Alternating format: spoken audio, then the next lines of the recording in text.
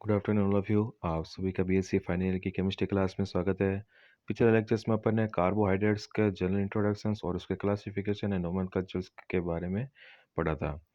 अब अपना अगला टॉपिक है डी ग्लूकोज के बारे में। ठीक है, कि डी ग्लूकोज कौन सी कैटेगरी में आता है। डेक्सट्रोज में प्रेजेंट होते हैं एक आते हैं ब्लड शुगर में। ठीक है, और अंगूर शुगर के अंदर, ये ग्रेप शुगर के अंदर ये प्रेजेंट होते हैं। अब इसके अपन फॉर्मेशन मेथड पढ़ते हैं। ठीक है, कि स्टार्च से डी ग्लूकोज का फॉर्मेशन कैसे होता है कि जब स्टार्च का तनु एचसीएल की उपस्थिति में उच्च ताप दाब पर जल अपघटन कराया जाता है तो औद्योगिक स्तर पर अपन ग्लूकोज को प्राप्त कर सकते हैं। ठीक है, स्टार्च का फॉर्मूला है C6H5O5 का होल एन प्लस NH2O। ठीक है, मतलब जितने एन होंगे उतने यहाँ वाटर मॉलिक्यूल के द्वारा हाइड्रोलाइसिस होगा। ये रिएक्शन हाई टेम्परेचर और हाई प्रेशर पे होती है एचसीएल की प्रेजेंस में। ठीक है, तो स्टार्च के मॉलिक्यूल्स हाइड्रोलाइसिस होकर क्या ग्लूकोज का फॉर्मेशन करते हैं। ठीक है, नेक्स्ट है सुक्रोज से, कि इस एक शर्करा, ठीक है, अर्थात शुगर के सुक्रोज की बात करें का जब तनु खनिज अम्लों अर्थात HCl और H2SO4 के द्वारा जल अवघटन होता है। ठीक है, तो ये क्या देते हैं, ग्लूकोज का निर्माण करते हैं। जैसे C12H12O11 है, सुक्रोज है। ठीक है, इसका जब हाइड्रोलाइसिस होगा तो हाइड्रोलाइसिस करके ये एक तो ग्लूकोज की यूनिट देते हैं और एक फ्रक्टोज की। ठीक है, ये अभिक्रिया एल्कोहली विलयन में कराई जाती है। इस अभिक्रिया में ग्लूकोज और फ्रक्टोज समान मात्रा में मिलते हैं, लेकिन ग्लूकोज फ्रक्टोज से कम घुलनशील है। ठीक है, इसी कारण विलयन को ठंडा करके ग्लूकोज को पृथक कर लिया जाता है। सेकंड देखते हैं अपन इसकी प्रॉपर्टी, फिजिकल प्रॉपर्टी की बात करें अगर अपन डी ग्लूकोज की। ये सफ़ेद क्रिस्टलेटोस होते हैं जो 146 डिग्री सेंटीग्रेड पर पिघलते हैं।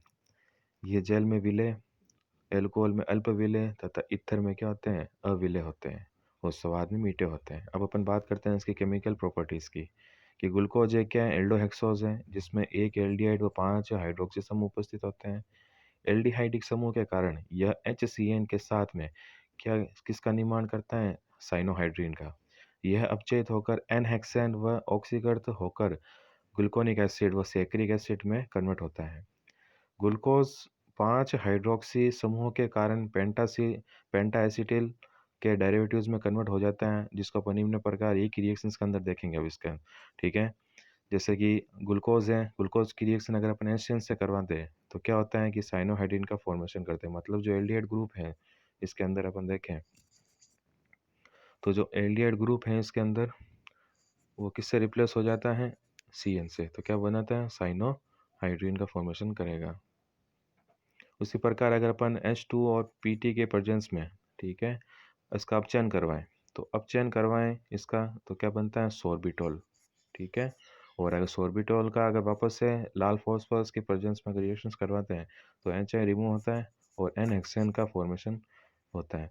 अब ग्लूकोज की रिएक्शन वापस से अगर ऑक्सीडेशन करवाएं, इसका ऑक्सीजन के साथ में इसकी रिएक्शंस करवाएं, ठीक है, तो क्या बनता है, पेंटाएसिटिल ग्लूकोज। और अगर Br2 और H2O के प्रेजेंस में इसका ऑक्सीडेशन होता है तो बनता है ग्लूकोनिक एसिड, और ग्लूकोनिक एसिड वापस से ऑक्सीडाइज होकर क्या बनाता है, सैकरिक एसिड में कन्वर्ट हो जाता है। नेक्स्ट देखते हैं अपन डी फ्रक्टोज, कि डी फ्रक्टोज भी एक महत्वपूर्ण मोनोसैकेराइड है। यह एक कीटोहेक्सोज है तथा यह फलों में पाया जाता है, इसलिए इसे अपन फ्रूट शुगर के नाम से भी जानते हैं।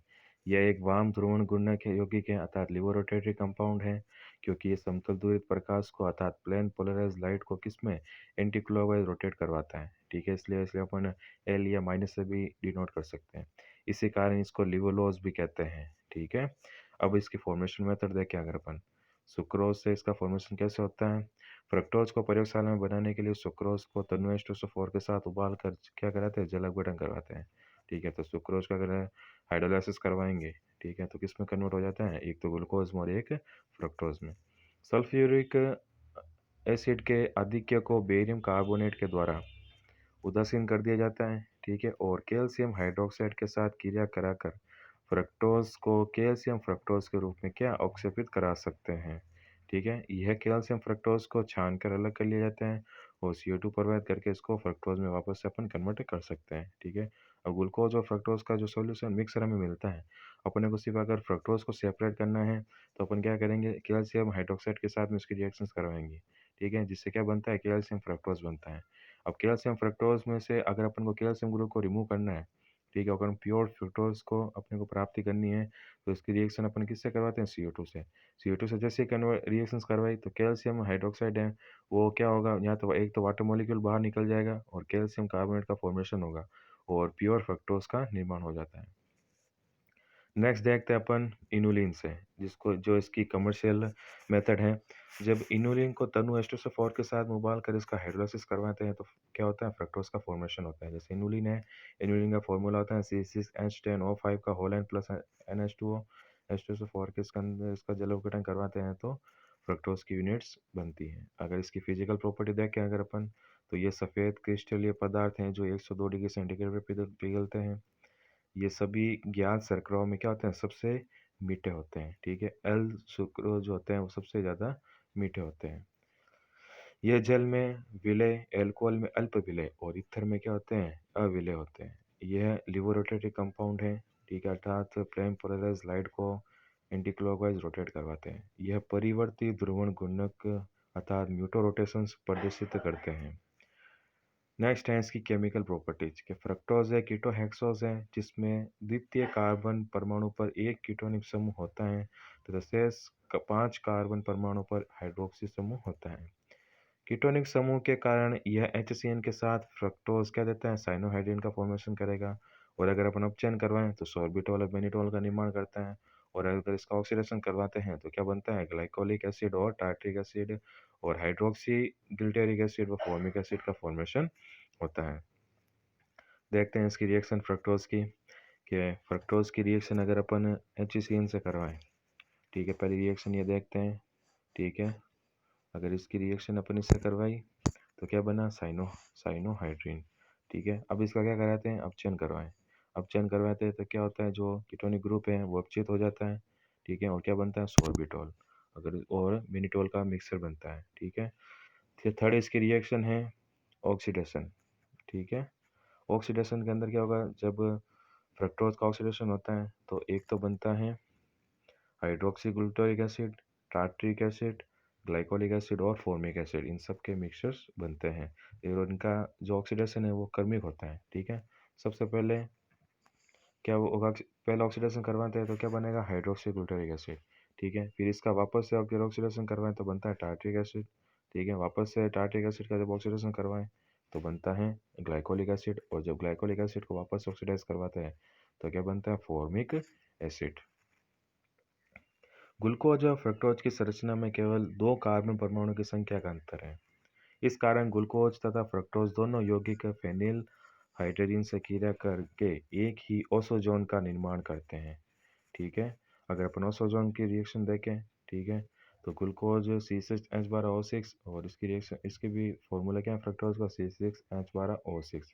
ठीक है, दोनों ही क्या फेनिल हाइड्रोजन से रिएक्शंस करेंगे और क्या ओसोजोन का निर्माण करते हैं। नेक्स्ट अपन देखते हैं ओसोजोन का निर्माण। ओसोजोन को अपन ग्लूकोसोजोन भी कहते हैं। ठीक है, इसकी रिएक्शन मैकेनिज्म देखते हैं कि ग्लूकोज की अभिक्रिया फेनिल हाइड्रोजन के साथ कराने पर ग्लूकोफेनिल हाइड्रोजन बनता है। ठीक है, जिसमें चला वैवता के द्वारा एक मध्यवर्ती इम्यूनोकीटोन बनता है और फेनिल हाइड्रोजन के 2 अणुओं के साथ गर्म करने पर ओसोजोन का फॉर्मेशन होता है। अब फर्स्ट स्टेप अगर इसकी रिएक्शंस की देखें तो ग्लूकोज के CHO समूह की फेनिल हाइड्रोजन के साथ में रिएक्शन होती है।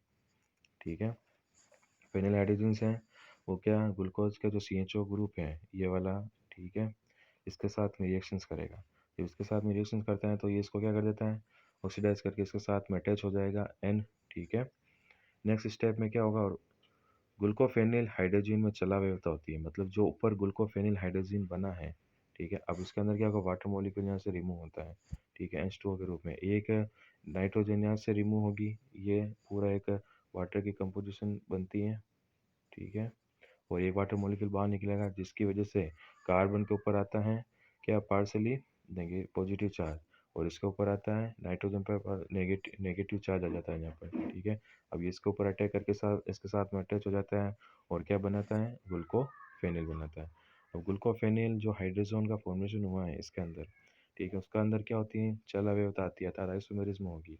आइसोमेरिज्म होगी तो क्या होगा, जो सेकेंड वाला कार्बन है यहाँ पर देखिए, ठीक है। इसके अंदर इसका हाइड्रोजन है वो किस पर, नाइट्रोजन के लोन पेयर पर ट्रांसफ़र होंगे, ठीक है। और कार्बन और नाइट्रोजन के बीच में जो डबल बॉन्ड आया है, ठीक है, ये डबल बॉन्ड के जो इलेक्ट्रॉन है इस कार्बन कार्बन पर बॉन्ड पर ट्रांसफर हो जाते हैं, जिसकी वजह से नाइट्रोजन की वैलेंसी एक तो कंप्लीट हो जाती है, लेकिन ये जो डबल बॉन्ड है वो इसके ऊपर आ जाता है, जिससे कीटोन फॉर्म का फॉर्मेशन होता है।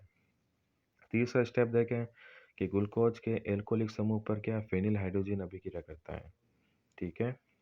अब ग्लूकोज का जो OH ग्रुप आया है इसके ऊपर क्या जो फेनिल हाइड्रोजन का जो दूसरा मॉलिक्यूल है, ठीक है, वो रिएक्शंस करेगा, मतलब NH2 है वो H के साथ में रिएक्शंस करके NH3 के रूप में बाहर निकल जाएगा, ठीक है। और जो ये वाला H है वो इसके साथ में रिएक्शन कर लेता है, ठीक है, जिससे कि इसका क्या होता है, एक तो NH3 बाहर निकल जाती है और एक C6H5NH2 का फॉर्मेशन होता है। और जो बीच वाला जो ग्रुप था अल्कोहल वाला वो किसके अंदर कन्वर्ट हो गया, अब कीटोन ग्रुप के अंदर कन्वर्ट हो जाता है, ठीक है। अब फोर्थ स्टेप में क्या होता है, कीटोनिक समूह पर फेनिल हाइड्रोजीन का योग होता है, ठीक है। अब कीटोनिक जो ग्लूकोफेनिल हाइड्रोजन में उपस्थित कीटोनिक समूह पर क्या फेनिल हाइड्रोजीन का तीसरे अणु के योग से ओसोजोन बनता है, ठीक है। तीसरा अणु जब इसका फेनिल हाइड्रोजन का रिएक्शन करेगा कीटोनिक ग्रुप से, ठीक है, कीटोनिक ग्रुप बना था ऊपर, इसकी कीटोनिक ग्रुप की ऑक्सीजन और फेनिल हाइड्रोजन का H2O ये किसके रूप में वाटर के रूप में बाहर निकलेंगे और ये इसके साथ में अटैच हो जाता है, ठीक है। इसके साथ में अटैच होगा तो क्या बन जाता है, ग्लूकोसोजोन और ओसोजोन का फॉर्मेशन होता है। 4 स्टेप के अंदर रिएक्शन होती है, वापस इसकी मैकेनिज्म समझिए, इंपॉर्टेंट है। फर्स्ट स्टेप में क्या होगा, एल्डिहाइड एक समूह के साथ में क्या होगा, हाइड्रोजन बनेगी, मतलब एल्डिहाइड के तो OH, ठीक है, ऑक्सीजन, एल्डिहाइड का ऑक्सीजन, ठीक है, इसके H2O के साथ में रिएक्शंस करेगा और वाटर के रूप में बाहर निकल जाता है और ये इसके साथ में अटैच हो जाता है, ठीक है। पहला फेनिल हाइड्रोजन का मॉलिक्यूल यहाँ पर अटैच होता है, ठीक है। सेकंड में क्या होता है, अब जो ग्लाइकोफेनिल हाइड्रोजन बना है पहले स्टेप के अंदर उसका क्या होता है, चला व्यवस्था आती है, मतलब एक प्रोटॉन ट्रांसफर होगा और कार्बन कार्बन के बीच में डबल बॉन्ड आ जाता है, ठीक है, और नाइट्रोजन की वैलेंसी कंप्लीट होती है। थर्ड स्टेप के अंदर क्या होगा, ग्लूकोज का जो एल्कोहलिक समूह है सेकेंड नंबर कार्बन के ऊपर, ठीक है, वो सेकेंड नंबर कार्बन से जो सेकेंड फेनिल हाइड्रोजन की क्या होगी, रिएक्शन होगी।